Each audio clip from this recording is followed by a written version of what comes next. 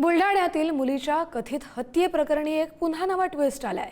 मुलगी पळून गेल्याच्या संतापातून हत्येचा बनाव रचत पोलिसांची दिशाभूल केली गेली। कारागृहातून बाहेर निघताच वडिलांनी पोलिसांना क्लीन चिट दिली।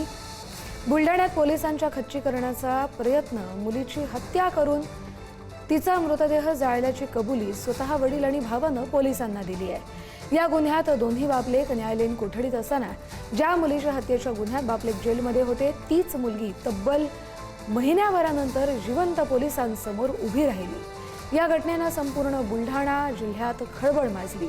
या प्रकरणानंतर पोलिसांनी बापलेकांवर दबाव टाकून गुन्हा कबूल करून घेतला असाही आरोप करण्यात आला। मात्र वडील आणि मुलगा कारागृहातून बाहेर येताच त्यांनी पोलिसांना क्लीन चिट दिली आहे। त्यामुळे आता कुठल्या कारणामुळे पोलिसांना त्यांची चुकीची माहिती देऊन दिशाभूल केली। सोबतच जळगाव जामोद पोलीस स्टेशन हद्दीतील आढळलेला जो स्त्री जातीचा मृतदेह आहे तो कुणाचा आहे, हत्या करणारे आरोपी कोण, या संपूर्ण प्रकरणाचा आता पोलीस कसून तपास करतायत।